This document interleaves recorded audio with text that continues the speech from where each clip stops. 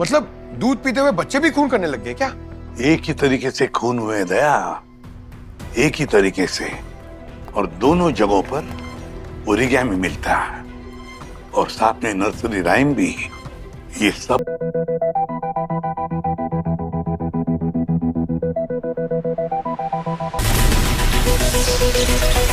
क्या कर रहे हो यार? ये क्या बकवास है? सर एक मिनट यार दया, इस पे भी वही पोएम है हम्टी डम्टी वाली। सर ये नर्सरी राइम्स यहाँ क्यों सर? मतलब दूध पीते हुए बच्चे भी खून करने लग गए क्या? एक ही तरीके से खून हुए दया, एक ही तरीके से, और दोनों जगहों पर ओरिगेमी मिलता है और साथ में नर्सरी राइम भी। ये सब कुछ जो कर रहा सब मैं गुस्से में था, मैंने गुस्से में बोल दिया, मगर इसका मतलब ये नहीं कि मैं सच में खून कर दूंगा। और सर, अगर आपको कहीं कुछ भी मिलता है तो उसका सीधा कनेक्शन आप मुझसे तो नहीं जोड़ देंगे ना? अब ये सिर्फ इत्तेफाक तो नहीं हो सकता मिस्टर मयूर कि पलक और सागर दोनों से ही आपको दुश्मनी थी और दोनों की लाशों के पास वो ओरिगेमी, वो पेपर्स के मॉडल मिले जो आपके ऑफिस में मौजूद हैं। पर सर, मैं इतना बेवकूफ भी नहीं हूं कि एक मर्डर प्लान करूंगा और सारे सबूत वहीं छोड़ दूंगा ताकि सीधा शक मुझ पर ही आ जाए। और सर, जिन पेपर्स की आप बात कर रहे हैं वो मेरी बहन बनाती है क्योंकि वो उसकी हॉबी है। एंड सर, पलक से मैं नफरत नहीं, उसे बहुत प्यार करता हूं। क्या है ना मयूर जी, ये ऐसे प्यार के बहुत सारे केसेस देखे हमने। ये जो आप वाला प्यार है ना, ये प्यार किसी से कुछ भी करवा सकता है। बस कीजिए आप लोग, मेरे भाई को और परेशान करने की जरूरत नहीं है। सबूत चाहिए ना आप लोगों को? देख लीजिए, मेरे पास गवाह है जो कोर्ट में यह साबित कर सकते हैं कि पलक और सागर की मौत के वक्त मयूर तो वहां मौजूद ही नहीं था। हाँ, अब किया या करवाया ये तो पता लग ही जाएगा। फिलहाल तो आप मयूर को ले जा सकते हैं। चल मयूर, लेट्स गो होम।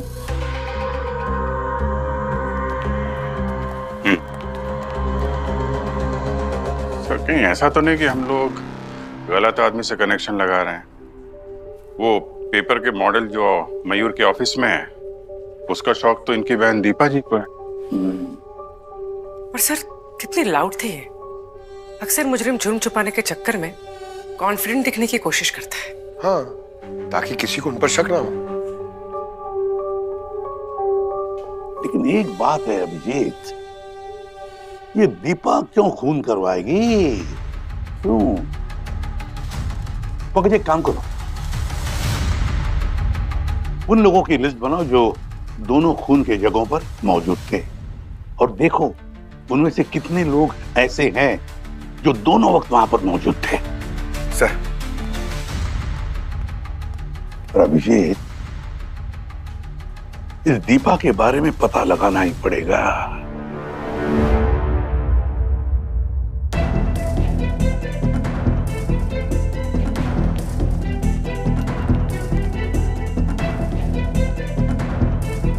पेंट के साथ क्या कर रहा है तू? बॉस, ये जो पेंट है वो ठीक वैसा ही है जैसा हमें दोनों क्राइम सीन पे मिला था, और इसकी एक खास बात, ये सूख जाने के बाद नंगी आंख से दिखाई नहीं देता है। और मैं इस पेंट से ये जानने की कोशिश कर रहा हूँ कि दरअसल क्राइम सीन पे हुआ क्या था, और ये पेंट इस तरह से रिएक्ट करता है। देखा, इस पेंट में वाकई में करंट दौड़ता है जिससे किसी की भी मौत हो सकती है।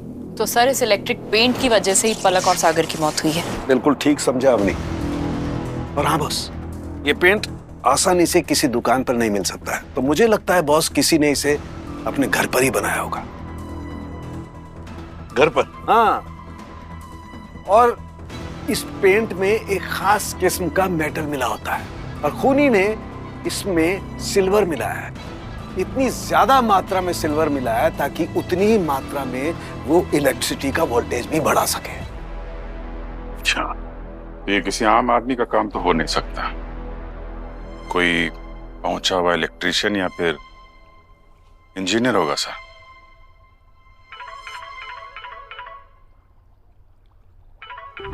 हेलो, कहां पर?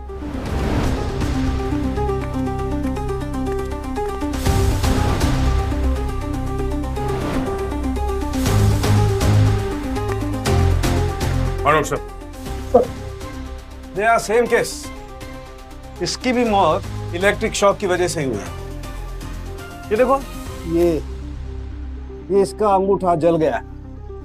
इसने अपने अंगूठे से इस स्विच को दबाया होगा और इसे इलेक्ट्रिक शॉक लगा। और हाँ, ये देखो, ये जूता, इस पर ये मेटल की लाइनिंग लगी हुई है। अंदर भी मेटल की लाइनिंग है। इस मेटल की वजह से इलेक्ट्रिक शॉक तुरंत इसके बॉडी में गया होगा और इसकी मौत हो गई। कुछ पता चला ये कौन है? हाँ सर, इसका नाम आर्यन था। ये एक एनआरआई था। इसकी पूरी फैमिली लंदन में रहती थी, लेकिन ये 2 दिन पहले किसी काम से इंडिया आया था। और सर, ये इसका दोस्त नकुल। नकुल, ये बताओ तुम दोनों यहाँ कर क्या रहे थे? सर, यहाँ पर आर्यन की पुश्तैनी जमीन है। इससे पहले यहाँ पर आर्यन की पुश्तैनी कोठी हुआ करती थी, तो उसी जगह पे आर्यन एक रिसोर्ट बनाना चाहता था। तो इसका रीडेवलपमेंट का कॉन्ट्रैक्ट कहीं उसने मयूर बिल्डर को तो नहीं दिया? जी नहीं सर, मयूर बिल्डर्स को नहीं। हमारी पहचान में एक आर्किटेक्ट और बिल्डर है, उसको ही दिया है।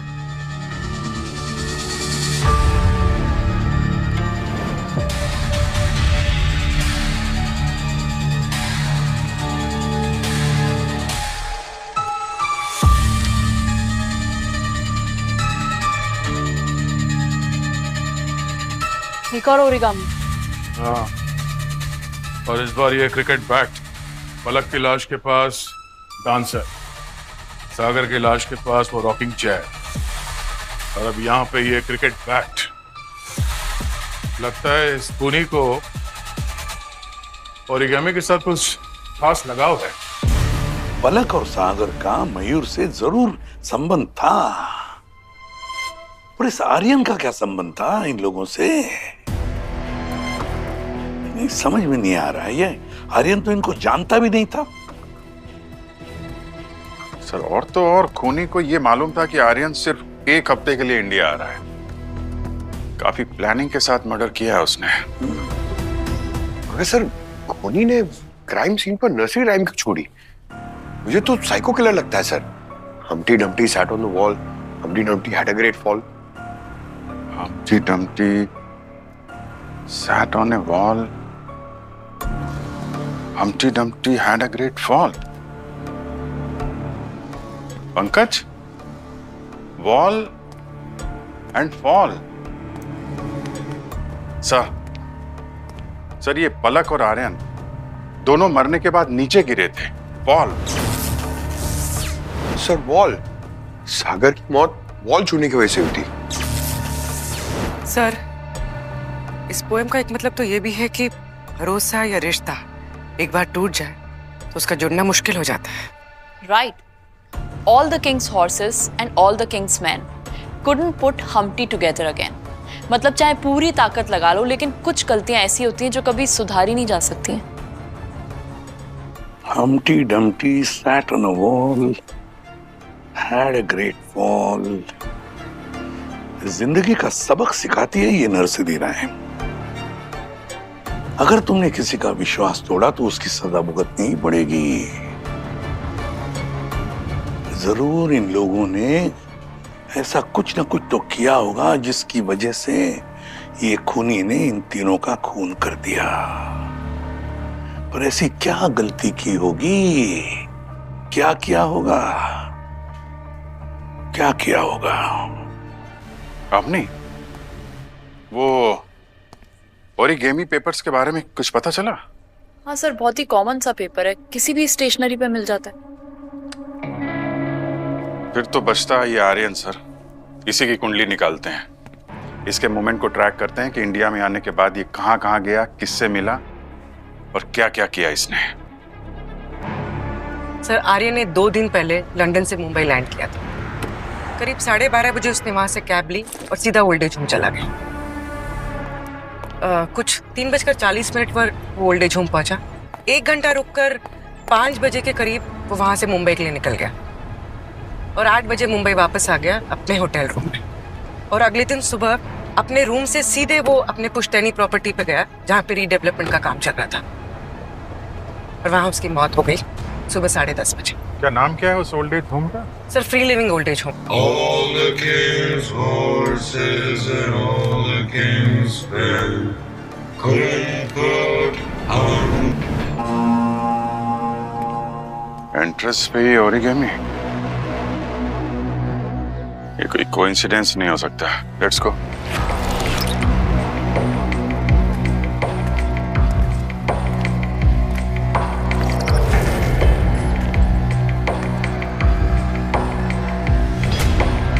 इतना बड़ा वृद्धाश्रम है, कोई देख नहीं रहा।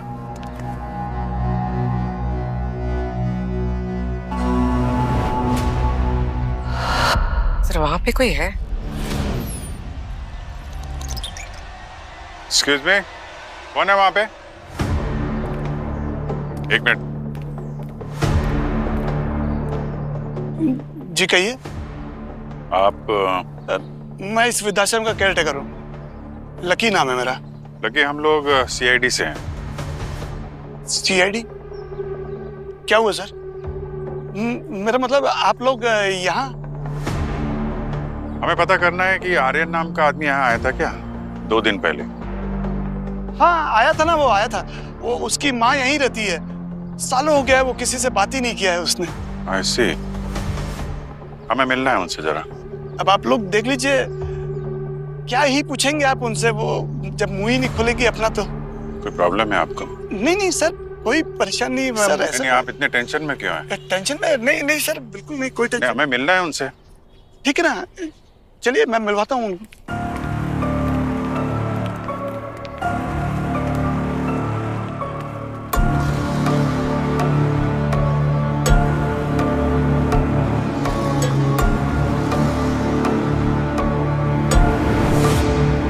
सर यहाँ तो सभी ओरिगामी बना रहा है।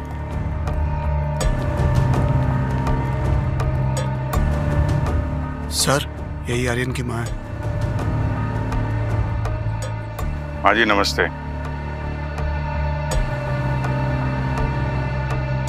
हाँ जी, हमें आपसे कुछ बात करनी थी।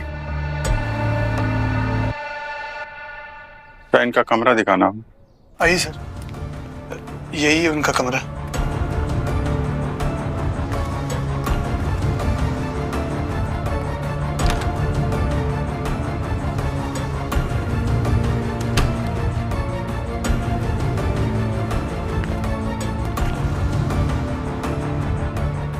Cricket bat?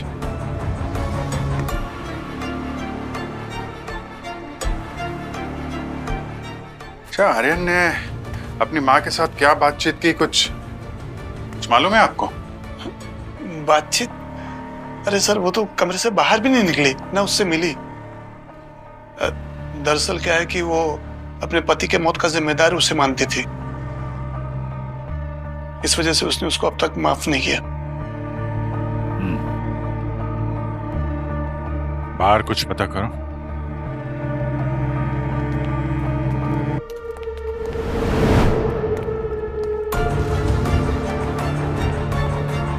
आप लोग ये क्या बना रहे हैं?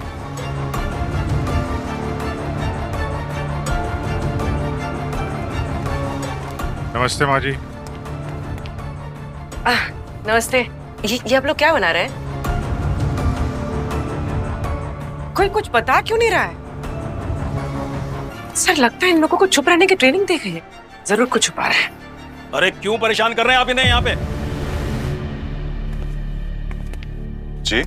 इनकी लाइफ में क्या पहले से कम तकलीफें हैं जो आप और बढ़ाने आ गए? चलिए जाइए यहाँ से। आराम से, आराम से। हम लोग सिर्फ अपना काम कर रहे हैं और जरूरत पड़ेगी तो दोबारा भी आएंगे।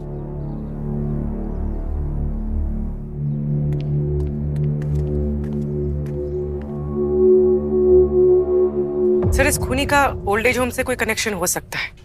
अब या तो वो आर्यन की माँ हो सकती है या फिर कोई और। पूर्वी, ओल्ड एज होम में रहकर ओरिगेमी सीखना, बनाना एक बात है, पर क्राइम सीन पे जाकर इलेक्ट्रिसिटी का सेटअप करना और फिर किसी का खून करना, ये अलग बात है। ओल्ड एज होम में रहने वाले बुजुर्ग ये काम कर ही नहीं सकते।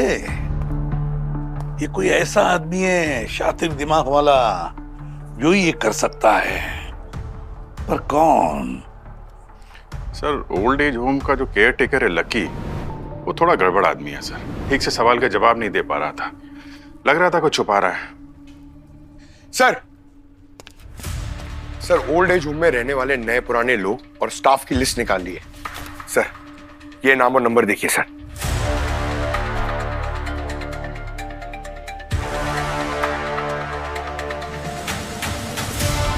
माय गॉड, ये तो पलक का नंबर है। पलक की माँ भी इसी ओल्ड एज होम में रहती थी।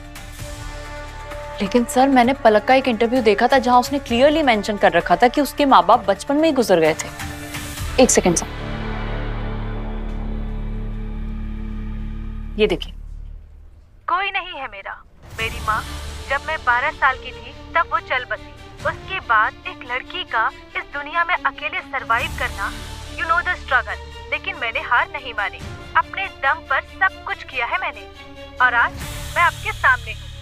ये पलक तो दुनिया को बता रही थी कि उसके माता पिता बचपन में ही गुजर गए। हालांकि उसकी माँ तो इसे ओल्ड एज होम में थी, 2 महीने पहले गुजर गई। तो फिर पलक ने ये सब छुपाया क्यों? तो पलक ने अपनी माँ का भरोसा तोड़ा है सर। वो बच्चों की कविता हम्टी डम्टी, वो भी तो हमें यही बताती, कभी किसी का भरोसा विश्वास नहीं तोड़ना चाहिए। एक बार टूटा तो फिर जुड़ता नहीं है। और वो आर्यन, उसने भी अपने माँ बाप के साथ गलत किया। और अगर पलक और आर्यन की मौत की यही वजह है तो हमें पता लगाना चाहिए कि सागर ने भी तो कहीं अपने माँ बाप के साथ कुछ बदसलूकी तो नहीं की है। सर सागर की माँ तो सागर के पुराने घर में रह रही है, कांदीवली में। अब क्या लेने आए हो? मेरा बेटा तो मुझे इस दुनिया में बेसहारा छोड़ के चला गया। हम आपको परेशान नहीं करना चाहते, पर कुछ सवाल हैं जो जानना जरूरी है, इसलिए आपसे। जी, हम ये जानना चाहते हैं कि क्या आपके बेटे ने आपको ओल्ड एज होम में रखा था? हाँ, मेरा अपना बेटा। जब उसे मेरी जरूरत नहीं थी तो उसने मुझे उठा के एक कोने में फेंक दिया, और फिर जब उसकी बीवी प्रेग्नेंट हुई तो उसको एक फ्री की आया की जरूरत थी, तो मुझे वापस फिर से इस घर में ले आया। मेरी अपनी ही औलाद मुझे ऐसे दुख के दिन दिखाएगी, ऐसी उम्मीद नहीं थी मुझे। आजकल के बच्चे ऐसे ही होते हैं, देखना तुम्हारा सपूत भी कहीं कपूत ना निकल आए।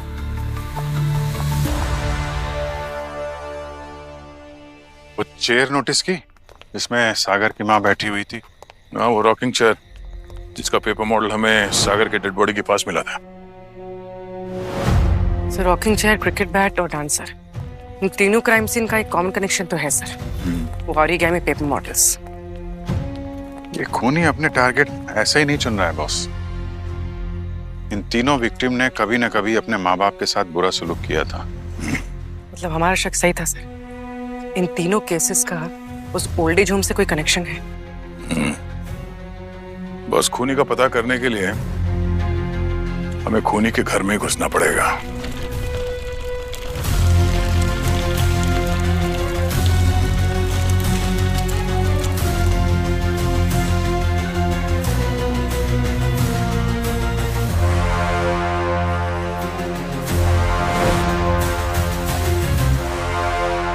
इन्हें यहाँ एडमिट करवाना है। नहीं बेटा, देखो मुझे यहाँ आश्रम में नहीं रहना है। तुम जैसा कहोगे मैं घर में रह लूंगा बेटा, पर मुझे यहाँ छोड़ के मत जाओ। बाहर ऑफिस का काम करूं, घर में आके आपको संभालूं, अब यही बचा है? मुझसे इतना बोझ नहीं सहा जाता। अरे मैडम आप बिल्कुल टेंशन मत लीजिए, हम है ना, अच्छे से ख्याल रखेंगे इनका। अच्छे से रखो बुरे से रखो, मुझे एक भी फोन नहीं आना चाहिए। नहीं आएगा, बिल्कुल नहीं आएगा। बेटा बेटा, देखा बेटा, अब बाप ही बच्चों पे बोझ बन गया है। अरे अंकल, इतना चिंता क्यों करते हो? हम लोग हैं ना आपका ख्याल रखने के लिए। आराम से यहाँ मस्ती में रहने का, ठीक है? चलिए आपको आपका रूम दिखाता हूँ।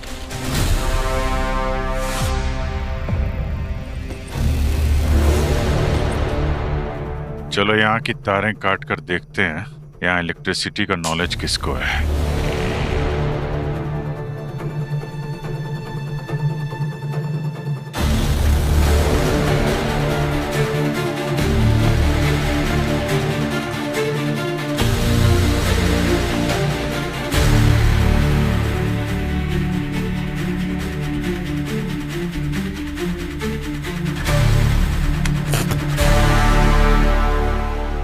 लकी, अरे लाइट कैसे चली गई?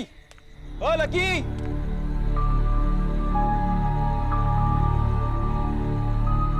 जी साहब, अभी देखता हूँ साहब।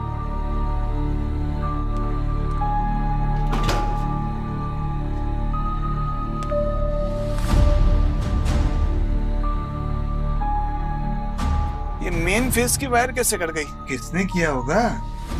चलो ठीक कर देता हूँ।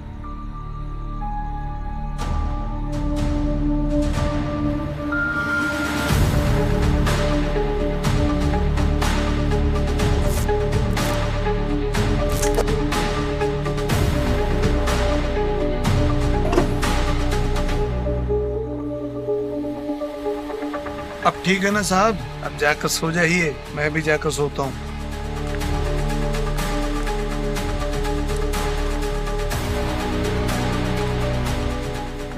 अब जी यार, ये जो लकी है ना, इसको इलेक्ट्रिसिटी का सारा काम आता है। कहीं यही तो नहीं है? पकड़ लेते हैं इसे। नहीं, अभी थोड़ा वेट करो, मैं कुछ करता हूँ। हम लोग यहीं पर है, कुछ है तो बताना, ठीक है?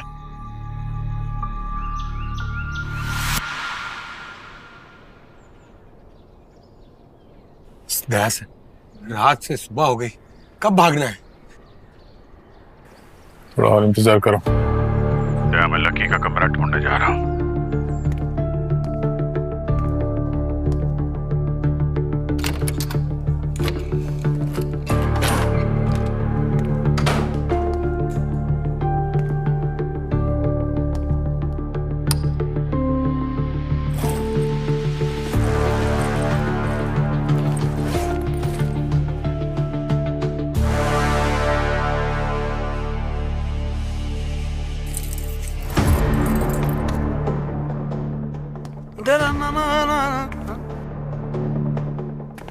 ये दरवाजा कैसे खुला हुआ है? आप यहाँ क्या कर रहे हो? और आप चल सकते हो? चल भी सकता हूँ और चलवा भी सकता हूँ। मतलब? क्या ये सब है? तुम्हें क्या लगा था तुम्हारा ये राज सामने नहीं आएगा? क्या चल रहा है यहाँ पे? कौन है तू? मैं कौन हूँ?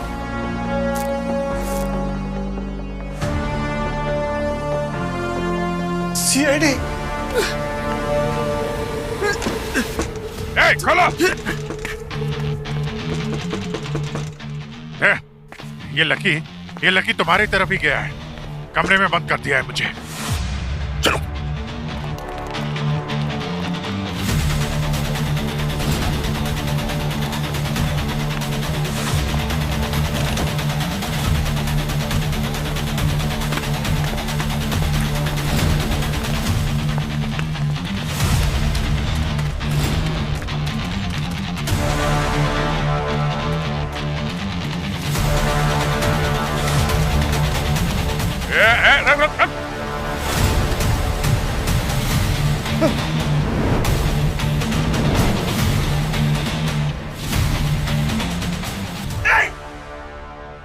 तुमने गोली चला, तुम्हारा सर फोड़ दूंगा। हाँ। सर फोड़ेगा? सीआईडी का सर फोड़ेगा तू? मैं तो मजाक कर रहा था सर, मैं तो मजाक कर रहा था। बहुत मजाक करता है तू।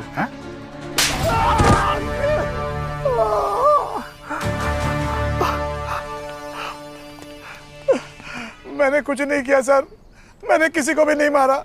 मैं तो बस वृद्धाश्रम में उन लोगों का सामान ले लेता हूँ जो मर जाते हैं। यहाँ तो उनके बच्चे भी नहीं आते उनके मरने के बाद उनका अंतिम संस्कार करने के लिए। पलक भी नहीं आई थी अपनी माँ का अंतिम संस्कार करने के लिए। मैंने उसकी माँ के गहने ले लिए थे। वो तो भला हो उसकी माँ के वेल विशर का, जिसने अपने पैसों से उसका अंतिम संस्कार करवाया था। कौन ये वेलविशर? सर वो तो मुझे नहीं मालूम, लेकिन कुछ दिनों पहले हमारे वृद्धाश्रम के बैंक अकाउंट में कुछ पैसे ट्रांसफर हुए थे और साथ में एक नोट भी था जिसमें लिखा हुआ था कि ये पैसे पलक की मां के अंतिम संस्कार के लिए हैं। अगर इस आदमी को इतनी हमदर्दी है यहाँ के लोगों से, तो सामने क्यों नहीं आ रहा है वो? कहीं ये वेलविशर वही तो नहीं तो उन तीनों बूढ़े माँ बाप का बदला ले रहा है? पता करते हैं पैसे कहाँ से और किसके अकाउंट से आ रहे हैं। अरे आप सब फिर से चले आए यहाँ पर। मैंने आपसे कितनी बार कहा है कि मेरा कोई मर्डर से लेना देना नहीं है। हमें पता है कि तुमने खून नहीं किया है। तो फिर ये क्या कोई पब्लिक पार्क है कि आप बार बार यहाँ चले आते हैं? आवाज नीचे। हमने कहा कि हमें पता है कि खून तुमने नहीं किया, पर जिन 3 लोगों के खून हुए हैं उसके पीछे यहाँ इस ऑफिस का कोई है। What? जी हाँ, वो क्या है ना मयूर जी, पलक की मां के अंतिम संस्कार के पैसे आपके ऑफिस में से ही गए हैं। अब हम ये पता लगाना चाहते हैं कि है कौन ये जो बुजुर्गों का इतना ख्याल रखता है। हमें तो लगता है वो आदमी आप ही के ऑफिस में काम करता होगा, है ना? जरा आपके अकाउंटेंट को बुलाइए।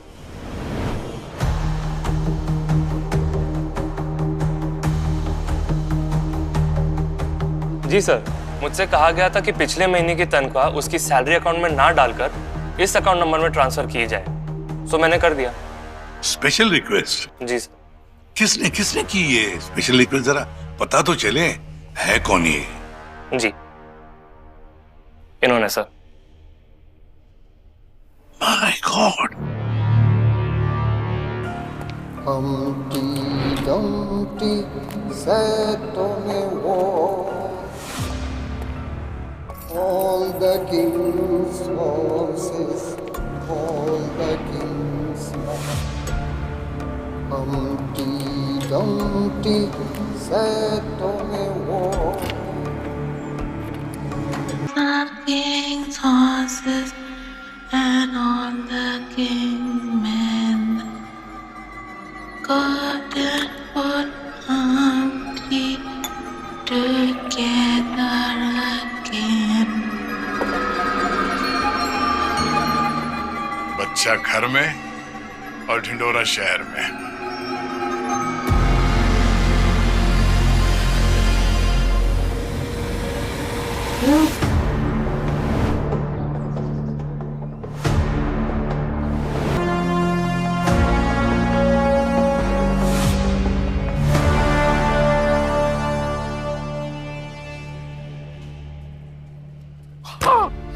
मैंने मार दिया उन सबको।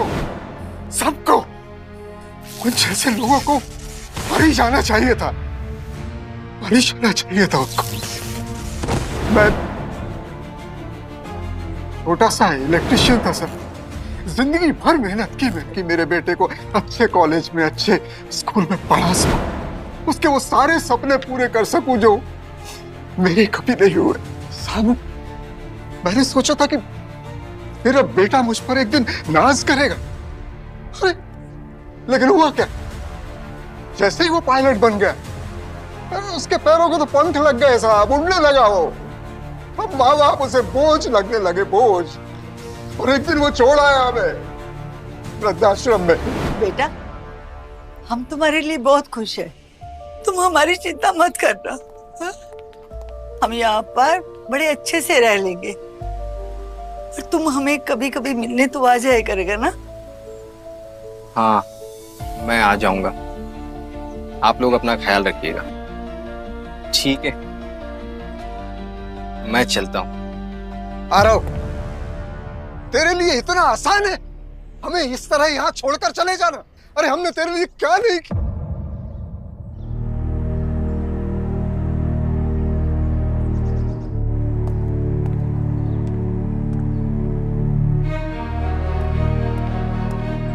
मुझे मेरे बेटे की भीख पर जिंदा नहीं रहना था साहब, इसलिए मैंने वृद्धाश्रम छोड़ दिया और एक नौकरी कर ली। लेकिन जब भी मैं वृद्धाश्रम जाता, वृद्धाश्रम में अपने दोस्तों से मिलता, उनकी कहानियां सुनता कि कैसे उनकी औलादों ने उन्हें वहां मरने के लिए छोड़ दिया है, तो मेरा खून खौल उठता। पलक की माँ को भी आपने वहीं पे देखा था? हाँ, पलक की माँ को पहली बार उसके घर में देखा था, पलक की माँ के रूप में। फिर वृद्धाश्रम में देखा, एक बोझ के रूप में। और पलक की बेचारी माँ उसको याद कर करके मर गई बेचारी। कोई नहीं है मेरा। मेरी माँ जब मैं 12 साल की थी तब वो चल बसी। उसके बाद एक लड़की का इस दुनिया में अकेले सरवाइव करना, यू नो द स्ट्रगल। लेकिन मैंने हार नहीं मानी, अपने दम पर सब कुछ किया है मैंने, और आज मैं आपके सामने हूँ। कविता जी संभालिए अपने आप को। आखिर मेरी बच्ची है वो, ऐसे कैसे उसने कह दिया? जीते जी मुझे मार दिया। लेकिन वो पलक उसकी चिता पर भी नहीं आई। उसी दिन उस चिता के सामने मैंने एक कसम खाई कि मैं ऐसी हर औलादों को सजा दूंगा जो अपने माँ बाप को इस तरह बेसहारा करके छोड़ देते हैं मरने के लिए। वो कसम आपने अकेले तो नहीं खाई थी ना? अपने उस पार्टनर का नाम नहीं बताएंगे जिसने ओल्ड एज होम के सभी लोगों को ओरिगेमी बनाना सिखा दिया था?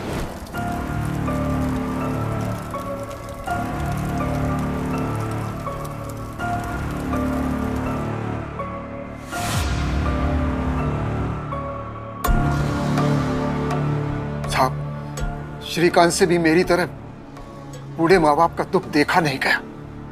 वो भी मेरे मकसद में मेरे साथ शामिल हो गए। अरे क्यों परेशान कर रहे हैं आप इन्हें यहाँ पे? इनकी लाइफ में क्या पहले से कम तकलीफें हैं जो आप और बढ़ाने आ गए? चलिए जाइए यहाँ से। मैं आप लोगों का दुख समझ सकता हूं। अफसोस की बात है कि अभी भी समाज में कुछ ऐसे लोग हैं जो अपने पैरों पे खड़े होने के बाद भूल जाते हैं कि उन्हें सबसे पहले पैरों पे चलना किसने सिखाया था। उनके माँ बाप। अरुण जी, आपके बेटे ने जो आपके साथ किया बहुत गलत किया। किसी भी माँ बाप के साथ उनके बच्चों को ऐसा नहीं करना चाहिए, मगर अपने बच्चों को सबक सिखाने के लिए उनकी जान ले ली, यह भी बहुत गलत बात है। कानूनन जुर्म है, सजा तो आपको होगी।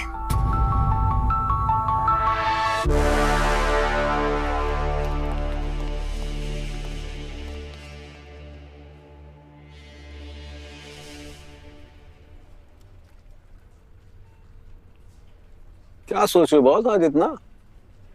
नहीं रे, ऐसे खास कुछ नहीं सोच रहा हूँ, लेकिन सारुण के कुछ लोगों को अपनों को खोने के बाद ही उनकी अहमियत पता चलती है, लेकिन तब तक बहुत देर हो चुकी रहती है ना? अब देखना, मैं ऐसे ही उस अरविंद के बारे में सोच रहा था, वही जिसको अब सजा मिली है। उसने जो कुछ भी कहा ना, मुझे सही लगा। यही कि बच्चों को अपने माँ बाप का ख्याल रखना चाहिए, बुढ़ापे में तो ज्यादा ही, पर ऐसे नहीं होता है। सही तो था वो। हाँ, उसने जो कुछ भी किया बिल्कुल गलत था, लेकिन कहा तो सही यार। बात तो सही है बॉस, लेकिन यही जिंदगी है यार। माँ बाप अपने बच्चों का पूरा ख्याल रखते हैं, पालते पोसते बड़ा करते हैं, लेकिन जब माँ बाप बूढ़े हो जाते हैं तो बच्चे उनका ख्याल नहीं रखते, उनकी तरफ से मुंह मोड़ लेते हैं। यही होता है। तू क्यों इतना सीरियस हो गया? नहीं, मैं तुम्हें देख रहा हूँ ना, इसलिए सीरियस हो रहा हूँ, क्योंकि तुम्हें सीरियस होने की जरूरत नहीं है। हमें ना एक दूसरे के दोस्त, हम एक दूसरे का ख्याल रखेंगे। ये किसने कहा? क्या कि तू मेरा दोस्त है? मतलब मैं तुम्हारा दोस्त नहीं? ठीक है। हाँ, दोस्त किसे कहते हैं पता है? किसे? जो चाय पिलाता है और पकौड़े खिलाता है। अरे तो मना किसने किया? मैं चाय भी पिलाऊंगा, पकौड़े भी खिलाऊंगा और ऊपर से जलेबी भी खिलाऊंगा। कंजूस? अरे कंजूस नहीं, 6 महीने की तनख्वाह मिली है आज। क्या बात? अरे हाथ में चलो आज